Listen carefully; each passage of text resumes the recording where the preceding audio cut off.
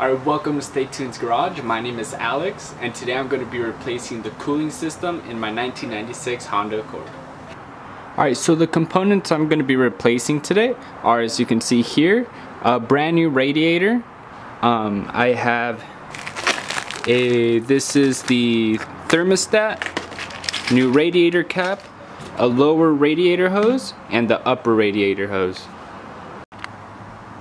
Alright, and the reason why I am replacing the radiator and all of its components, all of the cooling system's components, is the radiator had a crack here long before I had it. And well, so this was my sister's car before it became my car, and it had a crack in it, and we noticed one day it was smoking on a long drive we had. And so when we got home that day, my dad and I RTV'd it as a temporary solution, and about 2.5 years later, it's finally coming apart. I mean, it worked for the time, but as you can see, it's a big old crack here. There's also other cracks beginning to form, so I finally got the money and decided to just buy a new radiator. And while I'm at it, might as well just replace the hoses, replace the thermostat, make sure everything is in top condition. Alright, first things first, make sure your car is cold. You haven't driven it in at least a couple of hours before you even start doing this. Because if the coolant is to operating temperature or anything close to that, once you take this radiator cap off, it's gonna be like a geyser. It's just gonna come out with hot steam and boiling water. You do not want to get that on you. So just make sure your car is cold. Alright, so the first thing we're gonna do is actually drain the coolant from the radiator. So first thing I'm gonna do is just take the radiator cap off, and then down at the bottom, I had to jack mine up because I recently lowered it. But you should probably be fine without jacking it up. But if you come down here, you'll see this little valve right here. What you want to do is get in here. I'm able to crack it because I cracked it with some pliers beforehand. But just unscrew this, and it has a little valve down here which will drip the coolant out, and you just want to catch in some sort of drip pen or something of that sort. So I'm gonna go ahead and do that, and then we'll go from there. Alright, radiator's all done draining. So now what I'm gonna do is I'm actually gonna take the air intake out. It's pretty simple. It has one clamp over here that you just unscrew. It has a little Phillips head screw. Just unscrew that, get it loose, and then you take these hoses and wires just off from it. You take out this vacuum line, and you unscrew a couple of bolts on this side. There's one down here and one up here, I believe. Then you'll be able to take the air box out and then take out the intake with it. And the reason I'm doing that is to get access to the thermostat housing and the lower radiator hose, so I can disconnect that. And then this upper radiator hose, I'm gonna go ahead and disconnect that, and then we will pretty much have the whole cooling system kind of disconnected from the vehicle and be closer to taking it out.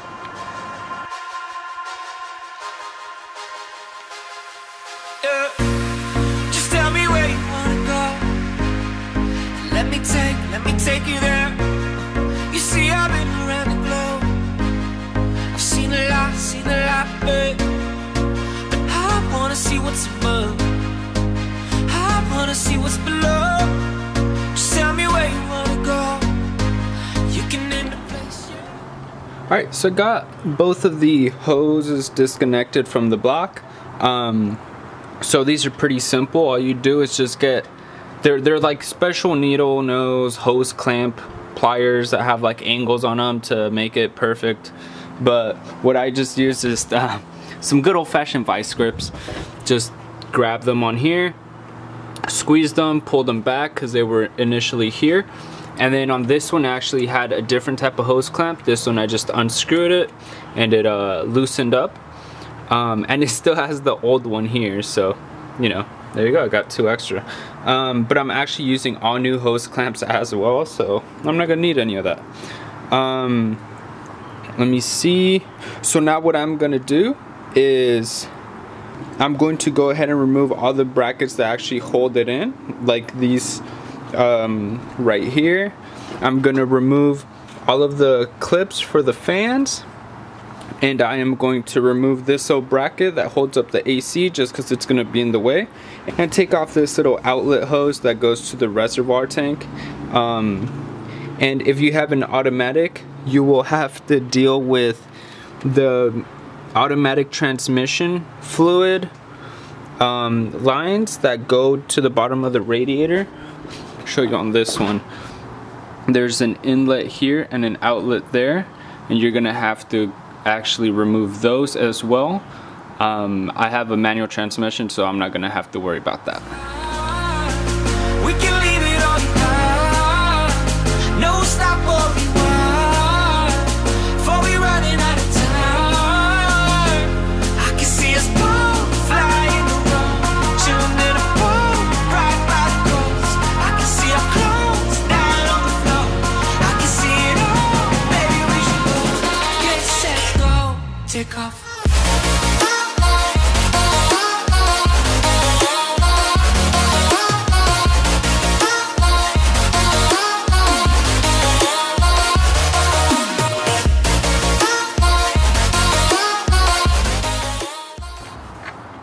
Alright, so as you just saw, I already went ahead and removed the radiator assembly, and we'll take a look at that in a second.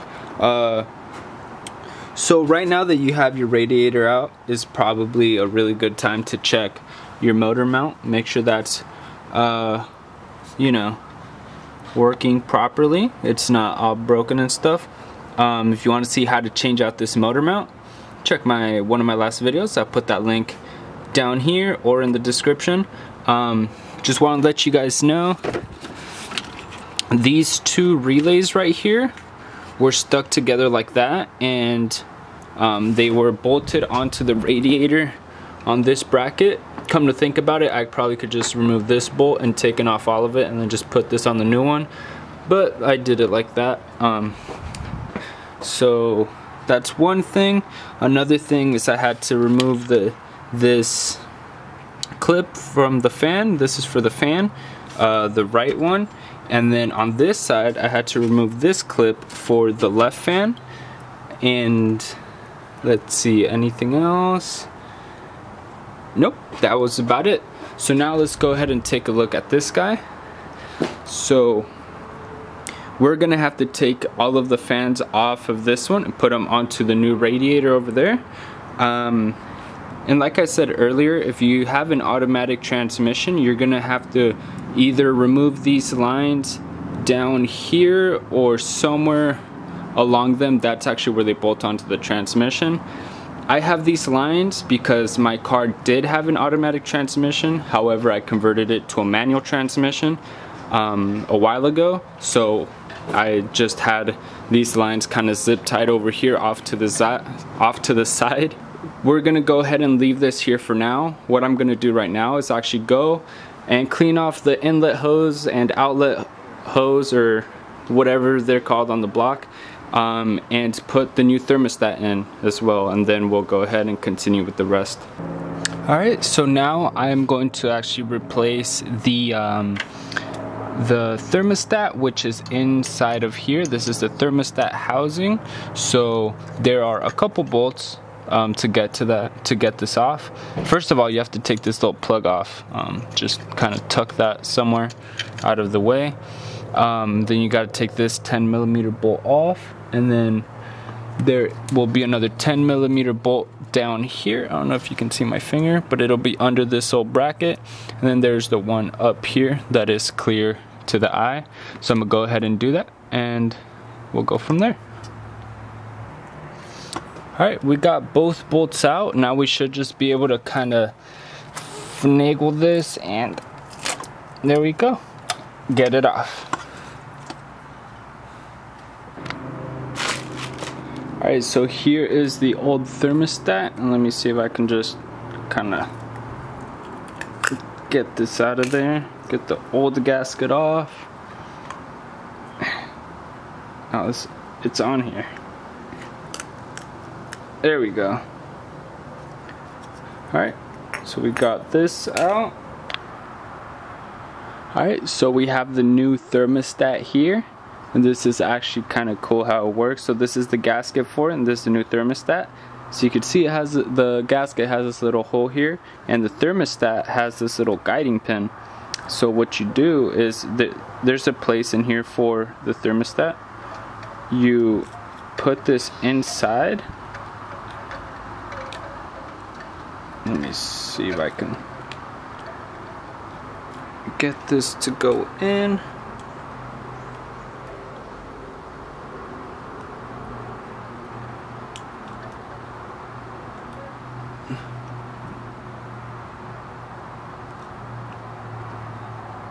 Come on, there we go. And there we go. So there you go. So now it's covering both sides of the thermostat, and then get your thermostat housing, and you put, it has the hole for the little guiding pin here.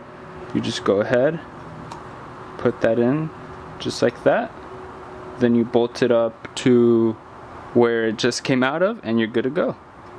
And one thing I'm gonna do before I put this back in is just clean off this little, I don't know what these are called, the outlet, I guess, or inlet. And I like to call them nipples, but you know. I'm just gonna go ahead and clean this off with a little wire wheel just to get this corrosion off. And yeah. Alright, so we are back at the radiator. There's a couple of things I'm gonna take off from this and put on the new one. Two of them are these bottom little rubber grommets. What these do is they just kind of hold it in place and insulate the sound, the vibrations that might come from the radiator. So that's two things I'm gonna take off. Then on this side we need both of these fans back. So to take this fan off, it's simple, just 1, 2, 3 little bolts. They look like 10 millimeters to me from here. Then we have, or as you could see, some of them have little Phillips head screws you can use, or you can some of these you can use a Phillips head to get off. Then we have, to get this fan off, we have 1, 2, 3, and 4, or no, that's not it, 4 to get that fan off. And then it should pretty much be just take it off from this one and put it on the new one.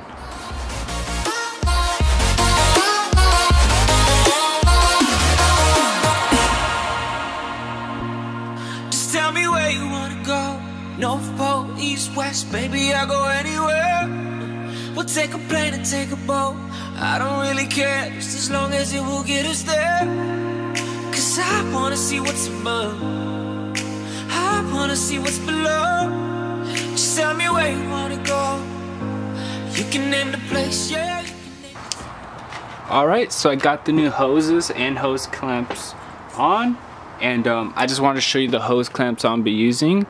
These, the way you tighten these is it has a little flathead, or I think it's a 8 millimeter. And if you tighten it, it'll tighten down on this, on the circumference of this circle here. It'll bring it down.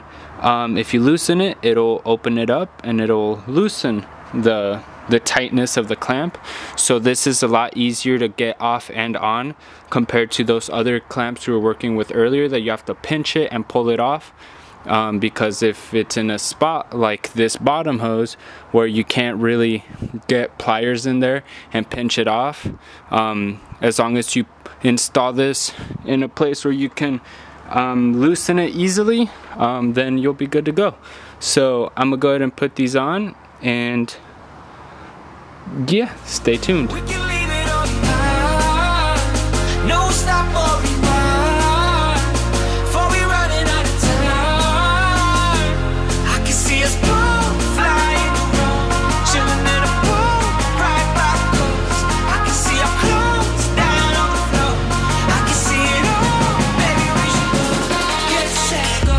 take off.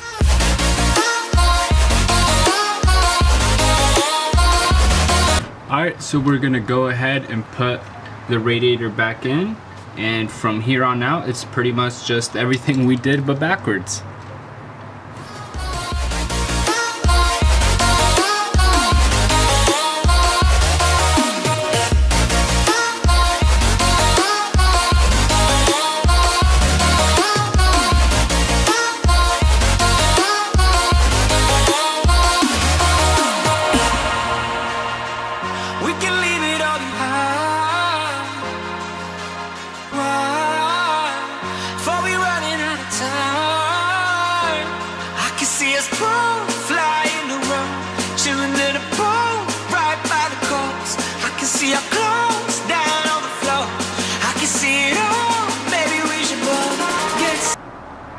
Alright, so I'm just gonna go ahead and connect these two hoses back up, and after that we're just gonna go ahead and fill the system up with new coolant and get it all running back in normal again.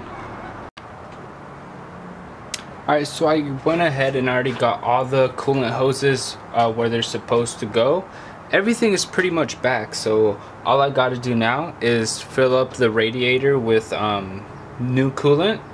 I could reuse the old coolant, but honestly I haven't done the coolant in about 2 years, which is right around the time you should do it if you're a procrastinator like me. So I'm gonna go ahead and just put new coolant in. If you don't know this, coolant, you want a 50-50 mix of distilled water, not normal water, distilled water and antifreeze. So for example, I'm using some of this stuff. This is concentrate, so I have to manually mix it half and half with water. So 1 gallon of antifreeze, 1 gallon of water for a 2-gallon system.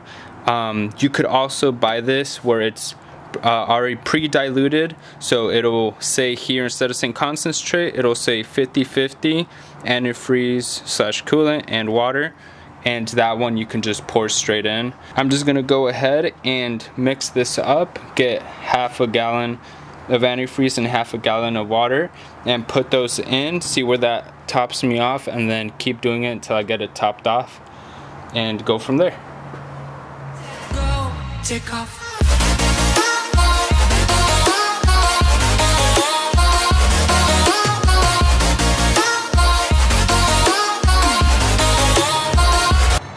Alright, so we got that filled up. Now I'm gonna go ahead and turn the engine on so it can start pulling some of the coolant and start burping, get all the air out of the system.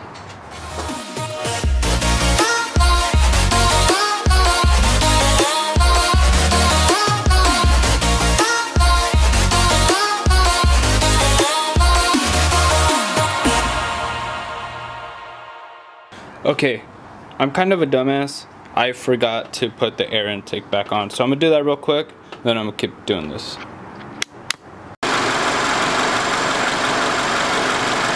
Alright, so from here it looks like all the air that's gonna be bled from here has pretty much gone. It's pretty much been at that point for like a minute now. So another place you can bleed the system from is, oh man, it's focusing on the wrong part. That little valve right there, if you open that up, that's right after the thermostat housing. It'll go ahead and get out any air bubbles that might be inside of the block and not on the radiator or any other part of the cooling system. So I hope you were able to hear me for that, because you were in the engine. But yeah, so I'm just gonna make sure the car bleeds out properly, and then we're pretty much good to go. Alright, so while the car runs, I just wanted to go ahead and show you guys the new radiator cap versus the old one. As you can see, this one has the vacuum valve in because it's brand new. This one, for whatever reason, does not have one. The vacuum valve is actually what makes your reservoir work. So I don't know if that was taken off by the old owner, or it simply just wear and tear just came off eventually and it was somewhere in that radiator. But pretty much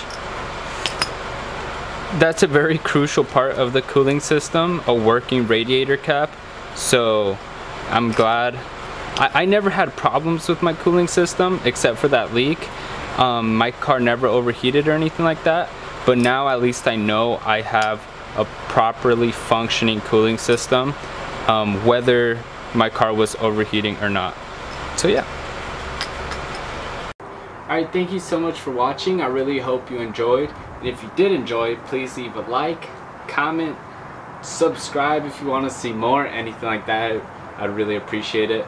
Car is all bled up and good now. Like I said, thank you and stay tuned.